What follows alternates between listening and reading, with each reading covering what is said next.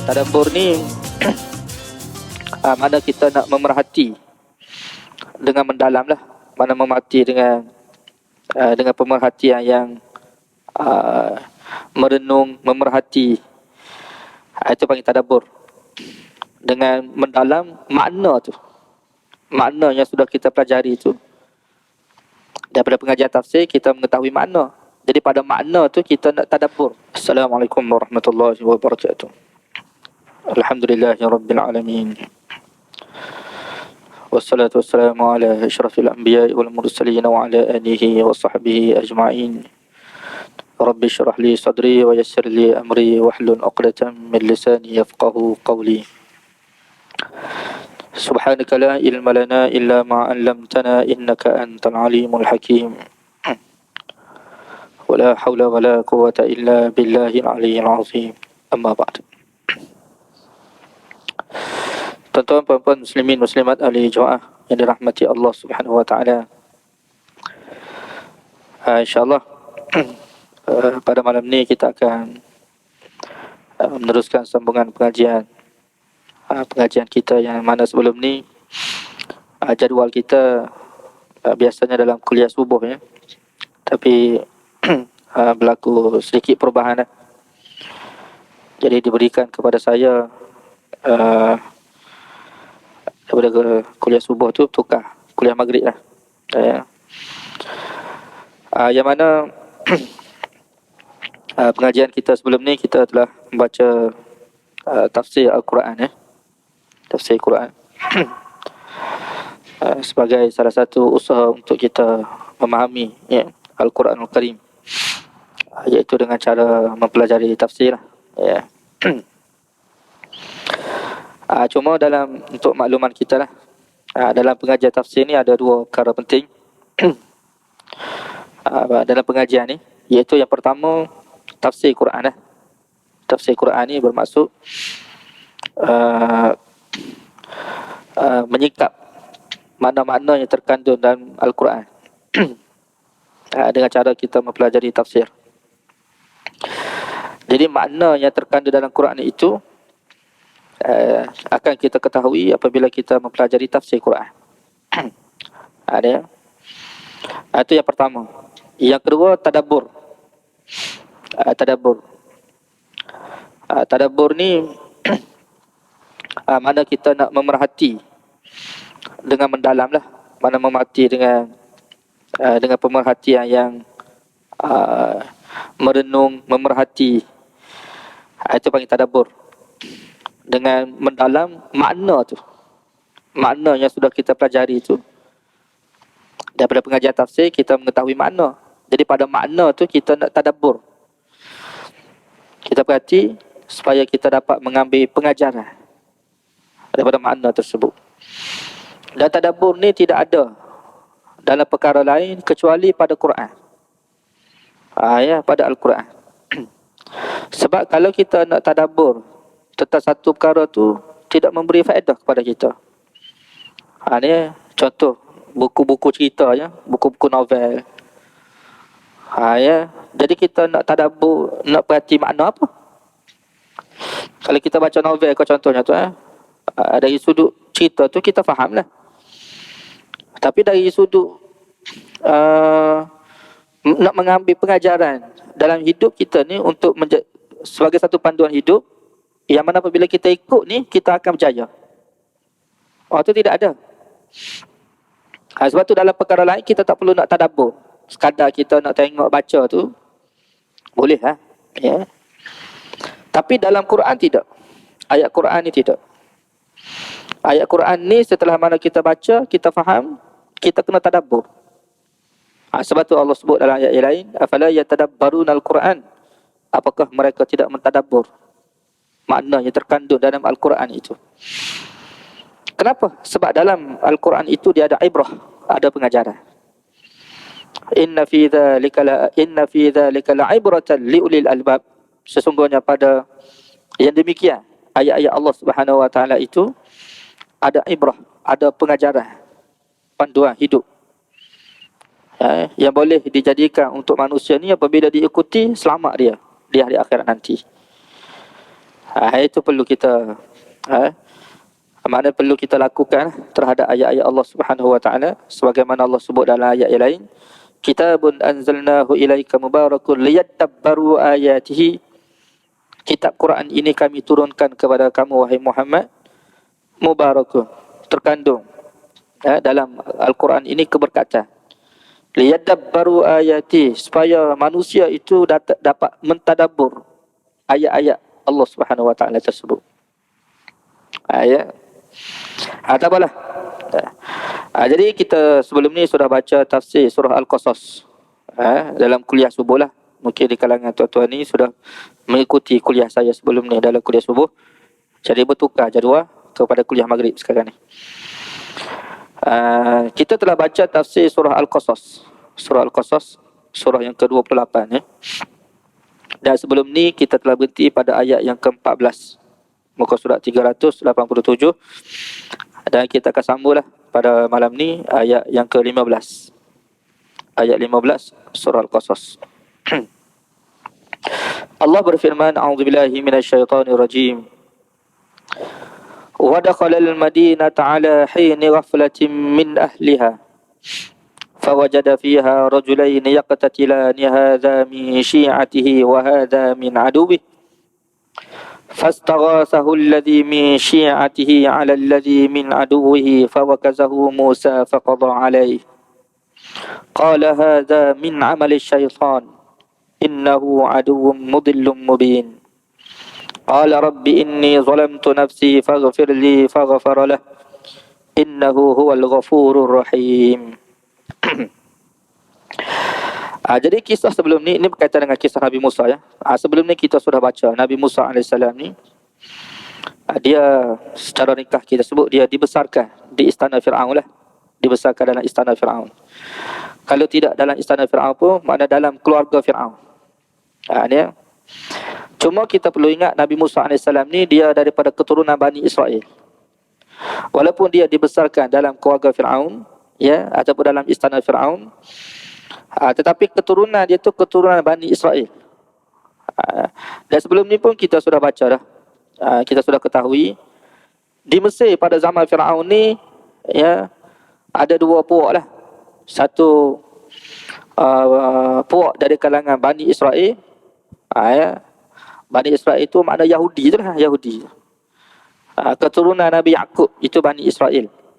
Israel itu nama kepada Nabi Yaqub. Anak Nabi Yaqub tu ada 12 orang. Daripada keturunan anak Nabi Yaqub ni lah kita panggil Bani Israel. Jadi asalnya mereka ini berada di asal tempat mereka ni, kampung mereka ni lah, tempat tinggal mereka tu di kawasan Syam, Palestin. Itu asal Bani Israel ya. Cuma kemudiannya dibawa oleh Nabi Yusuf AS daripada Palestin ke Mesir. Sebagaimana Allah cerita dalam surah Yusuf. Nabi Yusuf telah bawa keluarga mereka ni ke semua ya, keluarga Nabi Yaqub AS ke Mesir. Lalu membiaklah keturunan Bani Israel itu di Mesir. Sehinggalah pada zaman Nabi Musa AS, ketika itu Mesir diperintah oleh Fir'aun. Fir'aun itu daripada kalangan kaum Qibti, dia panggil kaum Qibti. Kaum Qibti itu makna penduduk asal Mesir. Afrika lah, Afrika. Ya, orang Afrika ketika itu. Jadi dari sudut pentadbiran, kerajaan itu diperintah oleh Fir'aun dari kalangan kaum Qibti. Kita sebut kaum Qibti. Kaum Qibti, istilah kita lah kaum Qibti. Qibtiyun, Qibti. Dia cuma Bani Israel pada zaman Nabi Musa AS ini, mereka ni telah ditindas oleh kaum Qibti. Dia Bani Israel itu keturunan Nabi Yaqub. Telah ditindas mereka ini, telah dianiayai oleh Fir'aun. Fir'aun telah menindas mereka, telah menzalimi mereka sungguh-sungguh. Telah menjadikan mereka ini hamba di Mesir. Telah membunuh anak-anak lelaki mereka.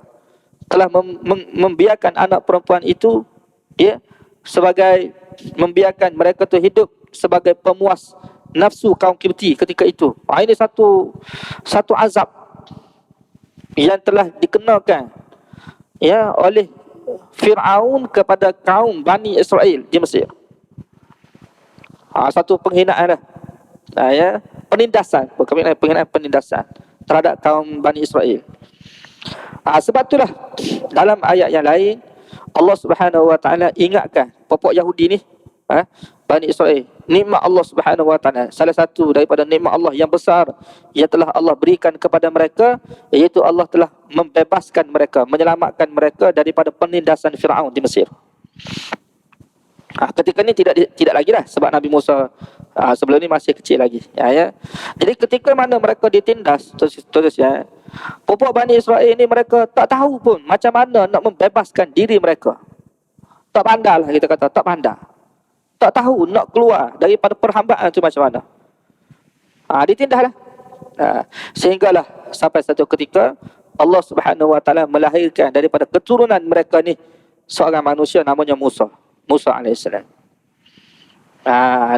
Jadi sebelum ni kita sudah baca kisah Nabi Musa AS. Ketika mana Nabi Musa kecil lah, yang mana asalnya Nabi Musa ni pada asalnya nak dibunuh oleh Firaun, tetapi diselamatkan oleh Allah Subhanahu Wa Taala daripada pembunuhan tersebut. Bahkan lebih daripada itu, Nabi Musa ni dibesarkan di istana lah, atau secara ringkas kita sebut Nabi Musa ni anak angkat Firaun. Dia dibesarkan sebagai anak angkat Firaun ketika itu.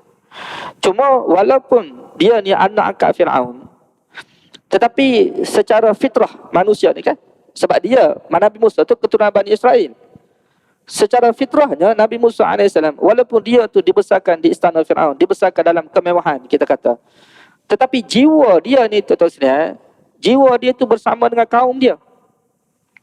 Jiwa Nabi Musa ni bersama dengan kaum dia yang telah ditindas oleh Firaun ketika itu. Bersama tu dengan arti kata, maknanya sudah ada dah. Sudah ada dah.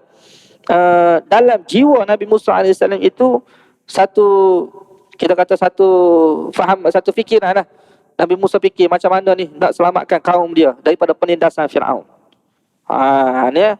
Ini yang ada dalam jiwa Nabi Musa. Cuma Nabi Musa AS ketika ayat yang kita baca ni, dia tidak seorang Nabi lagi. Cuma sifat dia tu nak menyelamatkan Bani Israel itu sudah ada dah. Sudah ada dah. Tak apa dah. Jadi berlaku satu peristiwa ni, Allah Subhanahu Wa Taala cerita. Wa dakhalal Madinah ala hini ghaflatin min ahliha. Nabi Musa AS telah masuk bandar. Telah pergi ke bandar. Bandar Mesir lah. Bandar Mesir. Dia telah masuk ke bandar Mesir ketika itu. Ala hini ghaflatin min ahliha, ketika mana penduduk manusia ketika itu berada dalam keadaan ghaflah. Ghaflah di sini tidak sedar. Yang dimaksudkan tidak sedar di sini, yakni tengah tidur lah, tengah tidur ataupun tengah berehat. Ulama tafsir kata waktu siang hari, waktu tengah hari. Tengah hari biasanya orang Arab zaman ni, zaman Firaun ni, hatta zaman sekarang pun ada sebahagian daripada tempat ataupun orang Arab, tengah hari itu makna siang hari itu waktu dia berehat. Bukan malam macam kita berehat malam, dia siang hari. Ataupun tengah hari tu, tengah hari kan, waktu tengah hari pukul 12 tu. Waktu tu waktu kebiasaan manusia berehat daripada pekerjaan mereka. Sama ada tidur ataupun tidak. Tak tidur tu itu perkara lain, tapi waktu rehat kita panggil. Dia waktu ghaflah. Waktu ghaflah.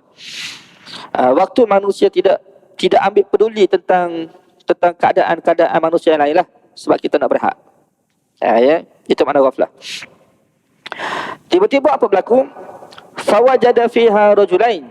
Maka Nabi Musa AS bila dia masuk ke bandar, dia tengok di bandar, dia ternampak, dia terjumpa. Dia mendapati.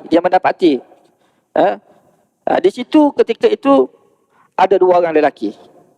Fawajada fiha rajulain. Lalu Nabi Musa AS mendapati di bandar itu dua orang lelaki. Yaktatilan, sedang bergaduh sungguh-sungguh. Mana bergaduh sungguh-sungguh. Ada dua orang lelaki bergaduh sungguh-sungguh.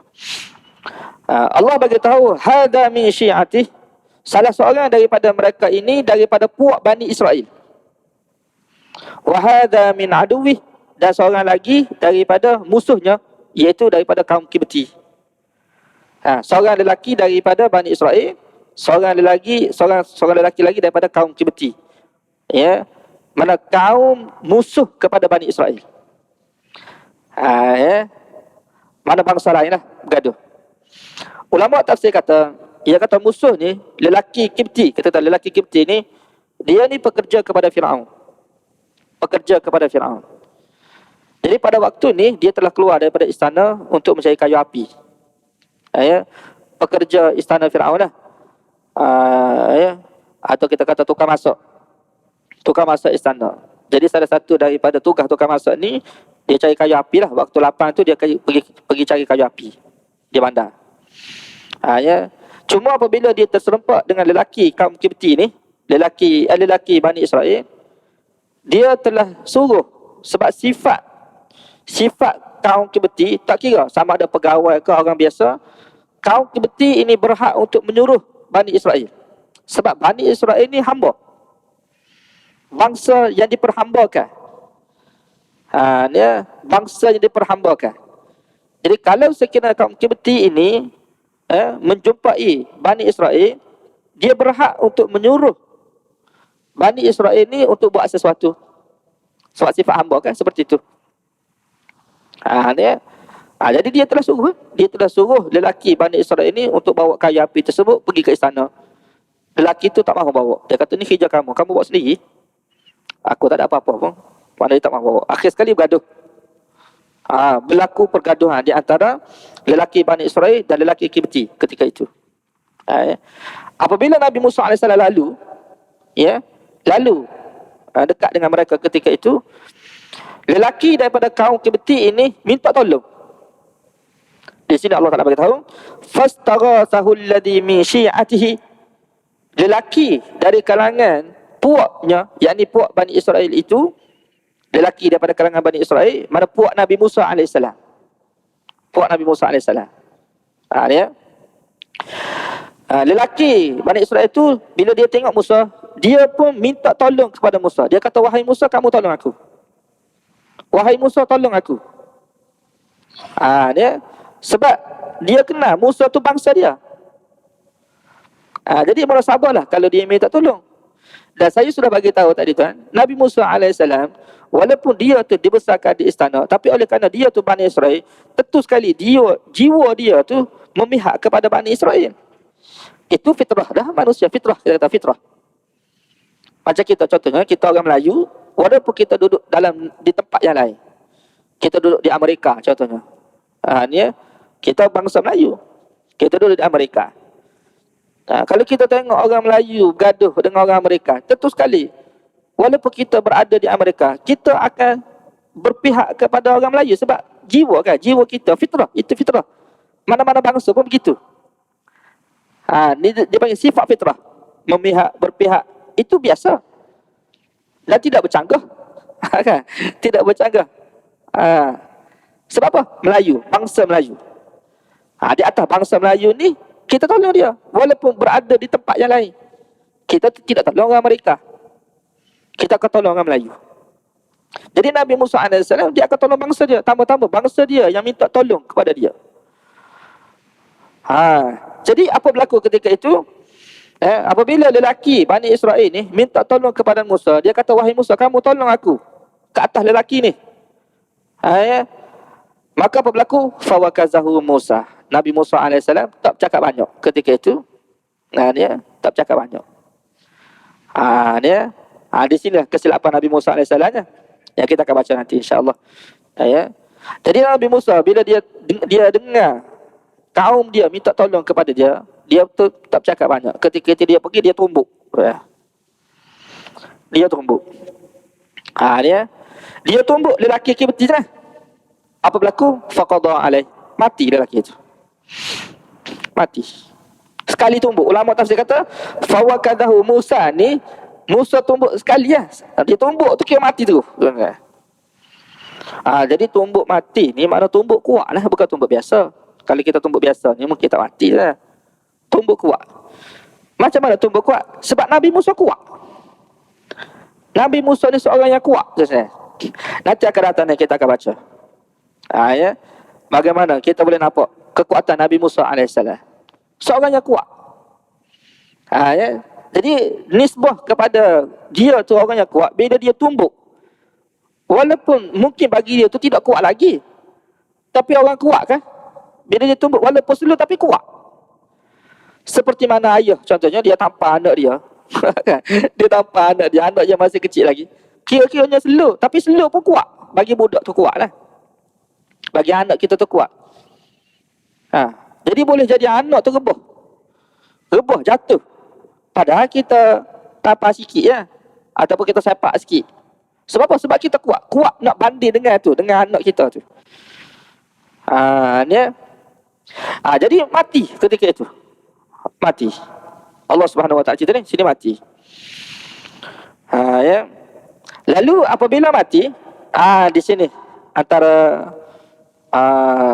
dia dalam Quran ni dia ada beberapa tempat tu saya.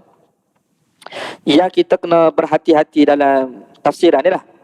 Berhati-hati ni bermaksud kita kena dalam menerima cerita ataupun sesuatu tu kita kena berhati-hati, tidak boleh terima secara direct begitu. Kenapa? Sebab ada beberapa tempat dalam Quran ni golongan-golongan orientalis dia guna ayat-ayat seperti inilah untuk menghentam Islam, untuk menjatuhkan maruah nabi-nabi dan sebagainya. Terutama dalam surah Yusuf. Dalam surah Yusuf ni lebih kurang 3 atau 4 tempat. Kalau tengok secara zahir ni seolah-olah bercanggah dengan ajaran sebenar syariat. Kan? Tapi saya tak dapatlah nak cerita di sinilah. Ya. Jadi di sini menunjukkan kepada kita seolah Nabi Musa membunuh. Dan Nabi itu membunuh. Apa cerita? Takkan kita nak sabitkan Nabi itu membunuh? Ya. Jadi beberapa yang disebut oleh ulama lah. Maknanya kadang-kadang orientalis ini di atas kisah-kisah seperti ini mereka akan guna ni untuk memburukkan Islam lah. Kan? Padahal kalau kita renung perhati dia tidak ada apa-apa keburukan tu saya. Cuma biasa musuh Islam. Musuh Islam, sifat pada musuh ni memang dia nak memburukkan Islam.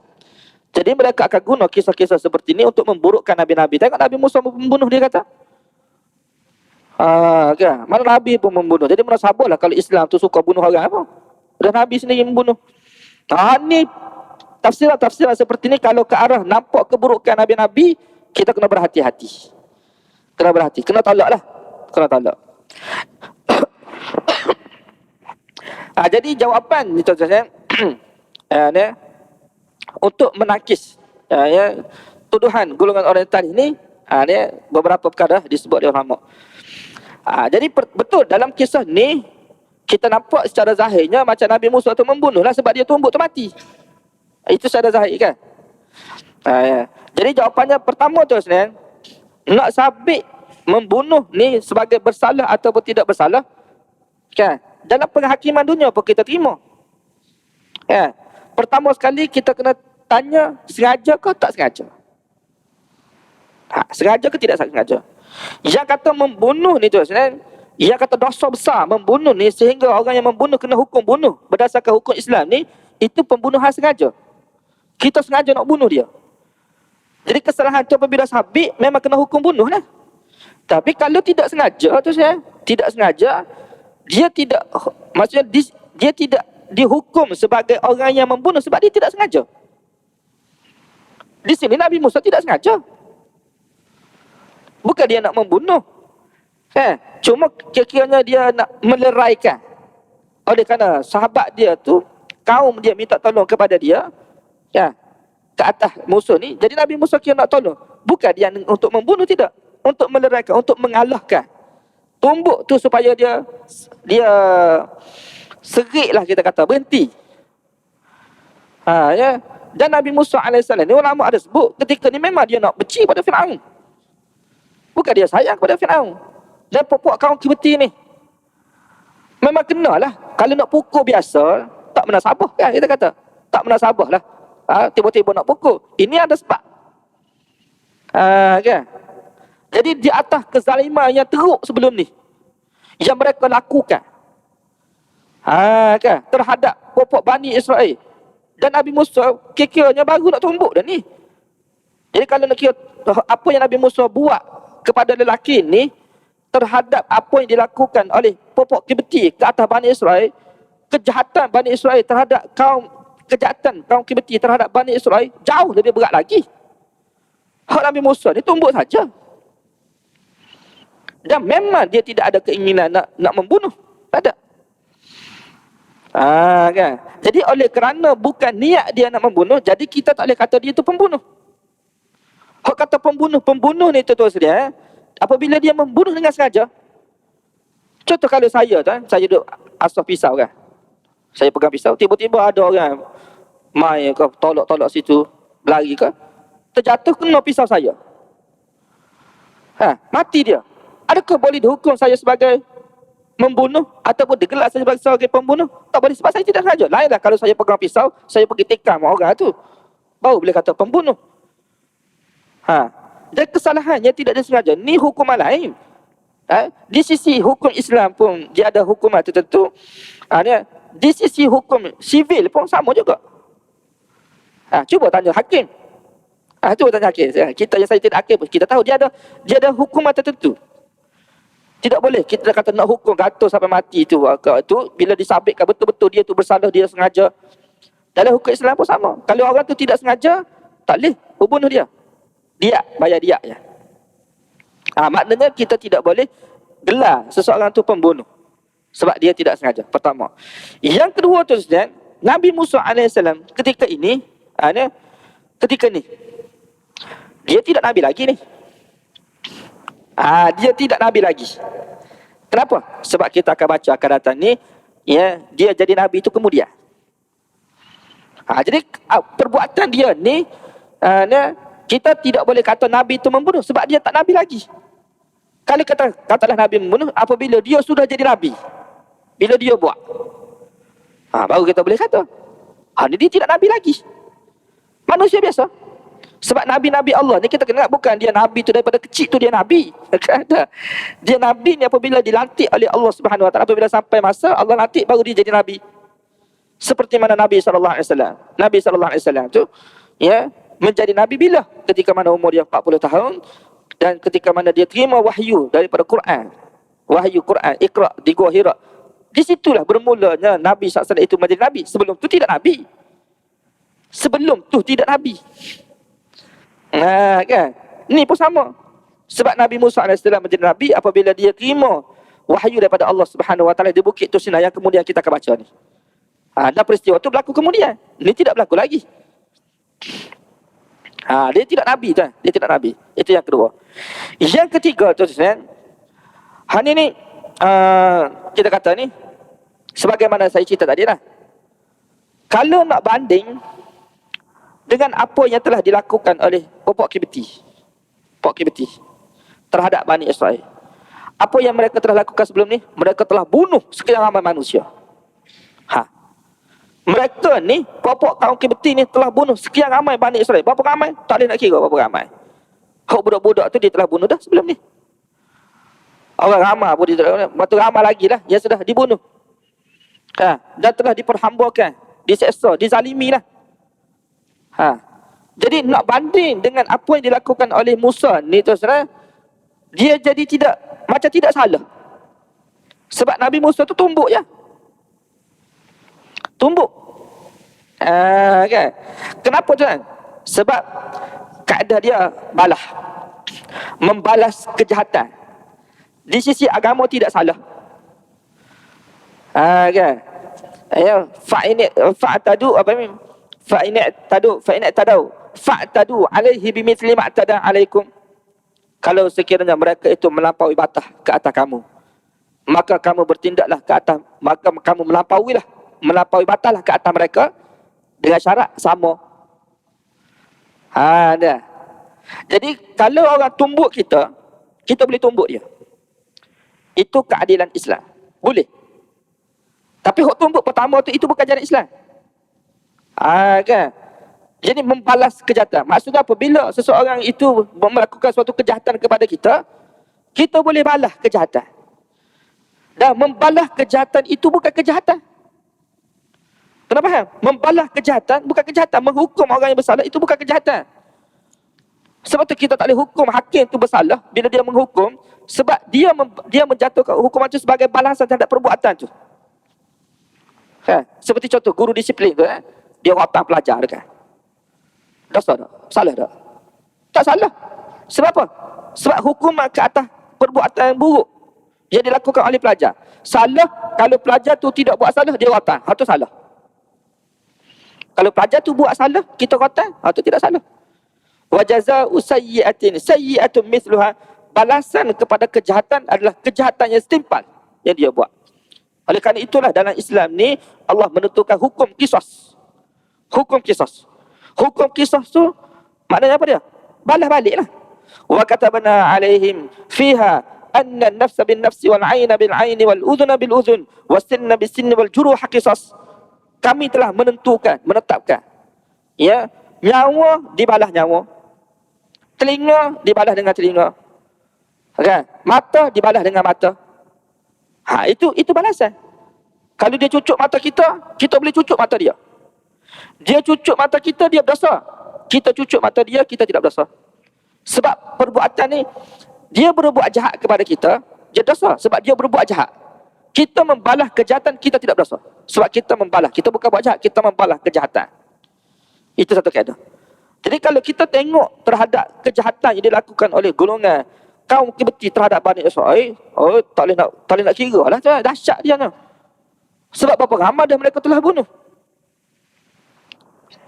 Kan? Tak boleh nak kira. Ni. Dan Nabi Musa AS ini secara tidak sengaja dia membunuh. Dia takkan kita nak kata dengan sebab mati seorang ni terus menyebabkan kita kata dahsyat tak. Boleh jadi Nabi Musa AS ketika ni di atas geram dia, sakit hati dia. Kenapa sakit hati? Sebab tengok penindasan. Kan kita sudah baca dah sebelum ni tu, dalam ayat 4 kan. Ayat 4 surah Qasas. Di antara ni kezaliman yang telah dilakukan oleh Fir'aun terhadap Bani Israel ni. Apa dia? Yastad'ifu ta'ifatan yudabbihu abna'ahum wa yastahyi nisa'ahum. Dia telah membunuh anak-anak lelaki Bani Israel. Berapa lama anak lelaki telah dibunuh? Wa yastahyi nisa'ahum, dan dia telah membiarkan anak perempuan itu hidup sebagai apa panggil, hamba seks, kita kata, hamba untuk melepaskan nafsu. Itu satu kezaliman tu. Lepas tu bila nak terbalas kejahatan seperti ni? Bila? Kalau ada perbuatan seperti ni tu kan, ini kerajaan zalim seperti ni kan, bila nak balas? Siapa nak balas? Nak tunggu kerajaan lain baru nak balas? Memang tidak lah. Jadi sudah tentu Nabi Musa AS, dia dibesarkan dalam keadaan melihat, walaupun dia dibesarkan bersama dengan Fir'aun, tapi jiwa dia tu bersama dengan Bani Israel. Kan? Dia tengok, maksudnya dia tak sanggup tengok tu Bani Israel ditindas oleh Fir'aun. Bukan bermaksud dia tu dibesarkan di istana Fir'aun, dia sokong Fir'aun. Tak. Tubuh tu bersama dengan Fir'aun, tapi hati dia tu bersama Bani Israel. Kan? Sifat dia tu, dia tak sanggup tengok. Jadi dalam keadaan dia memang nak marah dah. Keadaan Nabi Musa memang nak marah dah kepada popok Qibti ni. Kan? Memang dia berada keadaan nak marah. Bila ada peristiwa seperti ni, memang kena tumbuk dah tu. Cuma kesilapan Nabi Musa AS di sini, sepatut dia kena tanya lah dulu kan. Dia kena tanya. Itu biasa.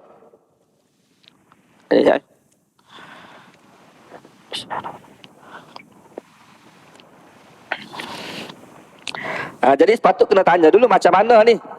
Siapa yang mula dulu, macam mana boleh berlaku. Sebagian ulama tafsir kata Nabi Musa tanya. Walaupun di sini Allah Subhanahu Wa Taala tidak cerita, tapi sebagai mufassir kata dia tanya dah sebelum tu. Waktu dia tumbuk tu. Ada yang mengatakan dia tidak tanya. Sebab di atas perasaan nak marah, kita kata. Nak marah tu. Dan dia di sini juga kita boleh belajar kan. Kita kenal kan. Kita kena kenal Nabi-Nabi ni. Sifat Nabi-Nabi. Bila kata Nabi ni, bukan bermaksud Nabi ni dia tidak ada sifat marah, dia perlu ada sifat lembut sahaja. Tak.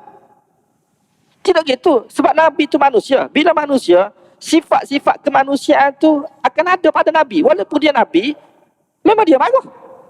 Kita boleh kata, kenapa Nabi marah? Tak, memang Nabi tu ada sifat marah. Nabi SAW sendiri pun ada sifat marah. Dan Nabi pun pernah marah. Sampai merah muka dalam hadis sebut. Ni dalam ayat yang lain Allah Subhanahu Wa Taala cerita Nabi Musa ni Dia waktu tu dia sudah jadi nabi dah.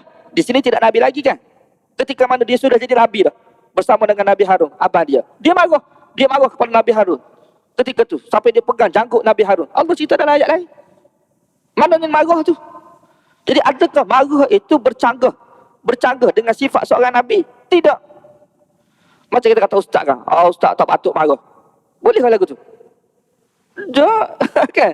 Jadi walaupun kita kata ustaz pun dia ada juga sifat marah. Kita tak kata ustaz dia tak boleh marah sebab dia ustaz. Tu kalau tak boleh marah, bukan manusia dah. Dia panggil fitrah, sifat fitrah sebagai manusia. Sifat fitrah insaniah. Sifat fitrah sebagai manusia tu dia ada. Dia nak marah, cemburu, sakit hati, kan sedih. Kita tak boleh kata dengan sebab Nabi tu dia tak boleh sedih. Tak boleh. Memang Nabi dia, walaupun Nabi dia manusia. Kenapa? Sebab Nabi tu manusia. Dia bukan malaikat Nabi ni. Dalam Quran ni Allah cerita sifat-sifat Nabi. Supaya kita kenal Nabi tu manusia. Bila manusia dia ada sifat-sifat manusia. Dia makan seperti kita. Dia tidur seperti kita. Dia sakit. Kalau kita kata sakit tu, kalau kata Nabi sakit tu kita faham. Sebab kita pun sakit. Tu.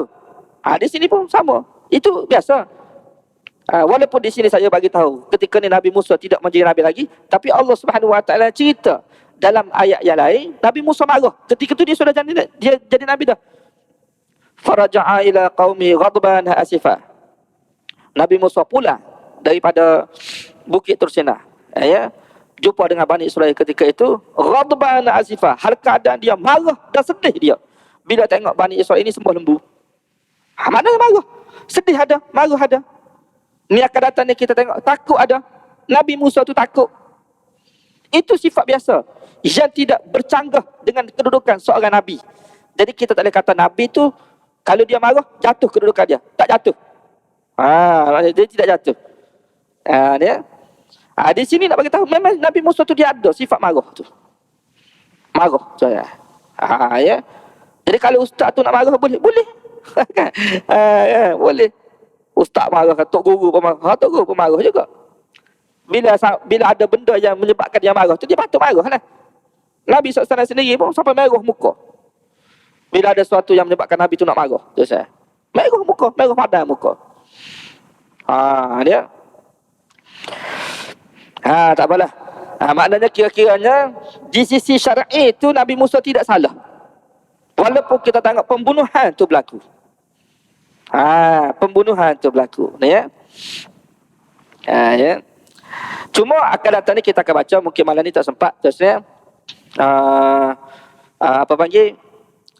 sepatutnya walaupun tidak salah, tapi Fir'aun telah hukum Nabi Musa tu salah, menyebabkan Nabi Musa tu nak dibunuh oleh Fir'aun. Nak dibunuh oleh Fir'aun. Akan datang kita akan baca. Lalu Nabi Musa AS bila dia tumbuk ni,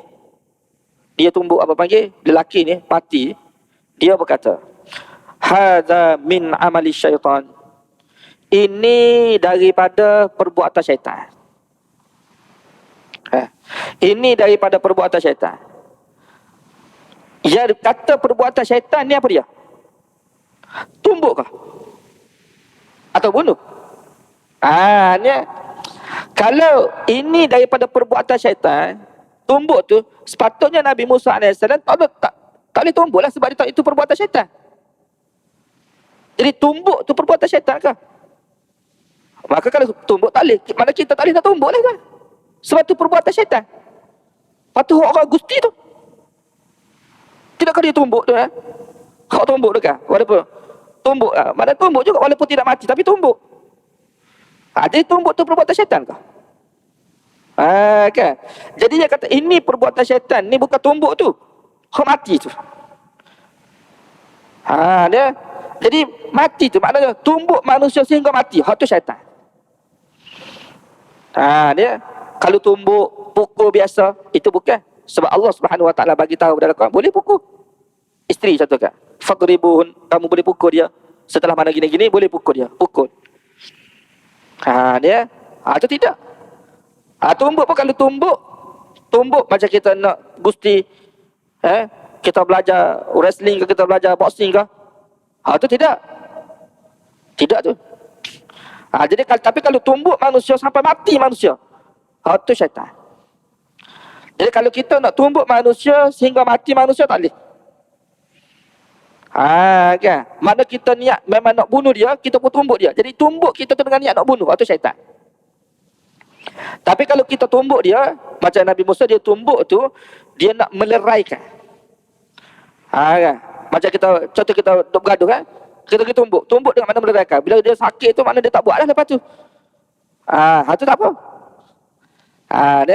Jadi di sini dia kata perbuatan syaitan ni iaitu tumbuk sehingga mati tu. Jadi Nabi Musa kata ni perbuatan syaitan. Pertama. Yang kedua ni tuan, yang kata perbuatan syaitan ni apa dia? Maknanya Nabi Musa dapat tahu, dapat rasa apa yang dia buat ni daripada pekerjaan syaitan ni, asalnya dia tidak salah sehingga jadi salah. Itu perbuatan syaitan. Maksudnya perbuatan tu tidak salah, tapi syaitan dia buat sehingga nampak salah. Itu syaitan. Sebab kalau nak kira dia tidak salah. Sebab kenapa tidak salah ni? Mana dia tidak sengaja tu. Itu tidak salah. Tapi tidak salah. Syaitan ni di atas perbuatan tidak salah, hijau syaitan tu. Kan? Supaya nampak perbuatan tidak salah, biar nampak salah. Kan? Ataupun sebaliknya, hak salah, nampak tidak salah. Itu memang hijau syaitan. Sebab Allah sebut dalam ayat lain pun begitu, hijau syaitan.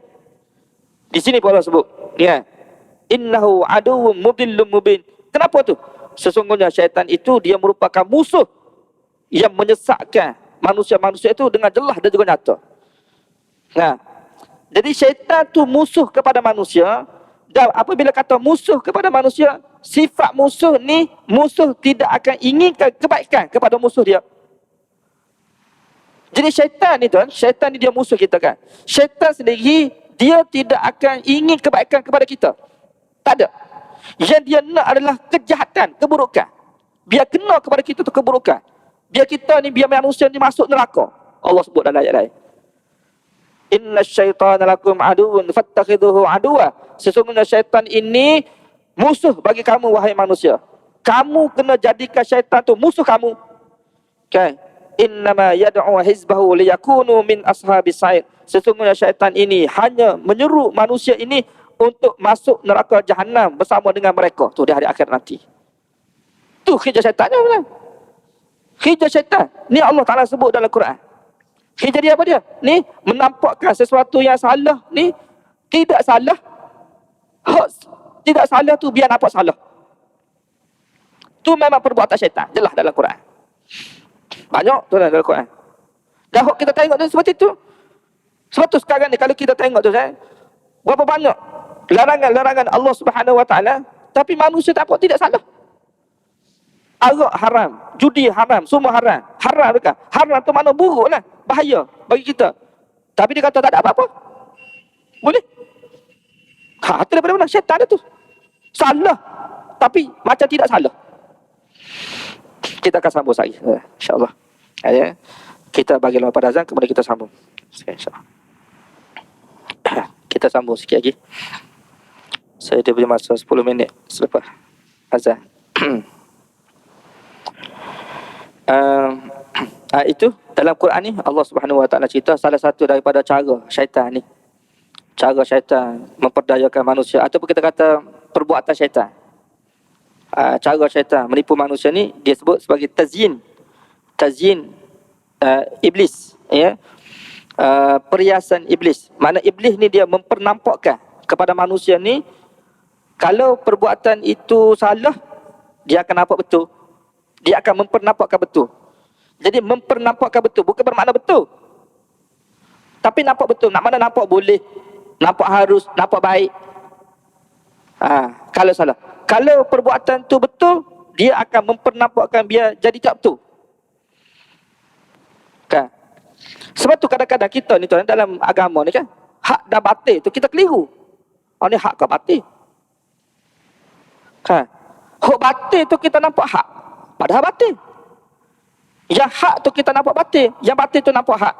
Sebab tu ada satu daripada doa yang diajar kepada kita kan, biasa kita baca tu, Allahumma arinal haqqa haqqan warzuqna tiba'ah wa arinal batila batilan.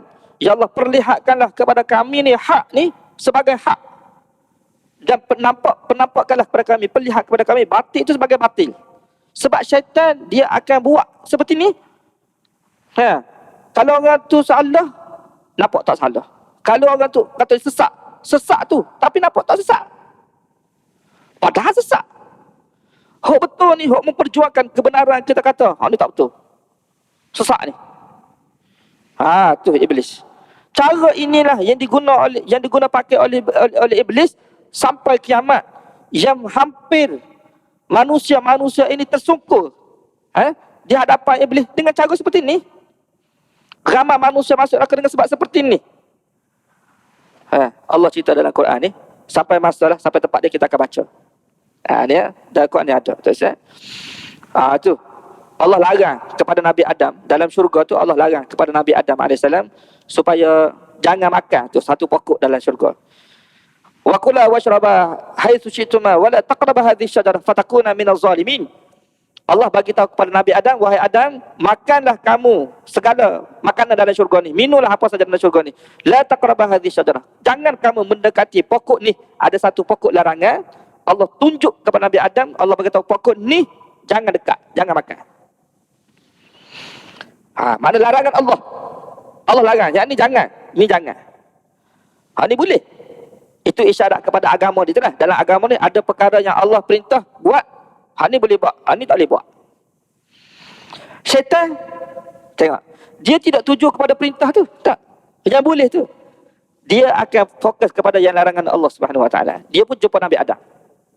Syaitan jumpa Nabi Adam, syaitan pun kata kepada Adam, dia pun kata, dia bagi tahu pada Nabi Adam, dia kata, ma nahakuma rabbukuma an hadhihi syajarah illa an takuna malakain aw takuna minal khalidin. Ini perkataan iblis yang Allah sebut dalam Quran supaya kita perhati tu Ustaz. Allah nak bagi tahu cara inilah iblis akan guna sampai kiamat, yang menyebabkan ramai manusia tersungkur dalam neraka jahanam. Sebab ni syaitan kata apa maksud dia? Ni bahasa kita lah. Sebenarnya Tuhan kamu ni wahai Adam dan Hawa tak larang pun. Tengok dia pandai. Bab putar belik ni dia pandai. Padahal jelas dah Allah bagi tahu, kamu jangan dekat pokok ni, jangan makan, jangan sentuh, jangan dekat pun. La taqrabu tu makna jangan mendekati pokok ni. Usah kau makan, usah kau pegang, dekat pun tak boleh. Itu larangan Allah, jelas dah. Apa keliru lagi tu dah? Jangan buatlah. Tapi syaitan ni dia pandai tu dia kata, sebenarnya Tuhan kamu berdua ni tidak melarang pun kamu nak makan buah ni. Kecuali dia larang kamu tu kenapa? Supaya kamu tidak jadi malaikat dan kamu kekal dalam syurga. Dia larang kamu tu supaya kamu tidak kekal dalam syurga. Maknanya, kalau kamu nak kekal dalam syurga, kamu makan. Jadi Nabi Adam memang dia nak kekal dalam syurga. Jadi dia nak kekal dalam syurga tu dia makan. Sedangkan Allah kata jangan makan. Allah tak bagi tahu kekal tidak kekal. Cuma Allah kata jangan makan. Dia pusing tu, dia mempernampakkan baik itu. Hak larangan Allah tu nampak baik. Cara seperti inilah syaitan akan guna pada manusia sampai kiamat tu sebenarnya. Sebab tu sekarang ni, antara sebab kenapa kita tak ada nak tinggal larangan Allah, sebab ni Allah kata je arak haram, judi haram. Kenapa tak boleh tinggal tu sebenarnya? Sebab ni tinggal apa? Yang ni keuntungan besar ni. Habis kita. Tambah-tambah dengan orang kafir lagi payah kita. Hak kafir tu tak apa, hak Islam sendiri pun. Jadi kita nampak baik, tak boleh tinggal baik ni. Kalau kita tinggal jadi gini. Tinggal je dah larangan Allah, payah apanya. Tak boleh tinggal. Sebab gini. Dan kita sekarang pun kadang-kadang hak larangan Allah yang ada pada diri kita ni sebab kepada individu ni kan, kita sendiri. Kadang-kadang kita rasa berat, tak boleh tinggal ni. Kenapa? Sebab kalau saya tinggal jadi gini. Kita rasa tak boleh. Patut kebaikan pula. Kalau buat kebaikan, kalau kita keluar zakat, apa kerana kita? Miskin kita. Tengok.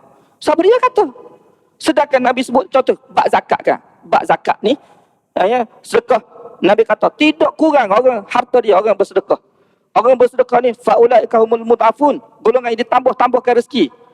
Syaitan dia hasut manusia. Dia kata asy-syaitan ya'idukumul faqra. Kan? Syaitan menjanjikan kepada kamu daripada infak kamu ni, kamu akan rasa kamu akan jadi fakir.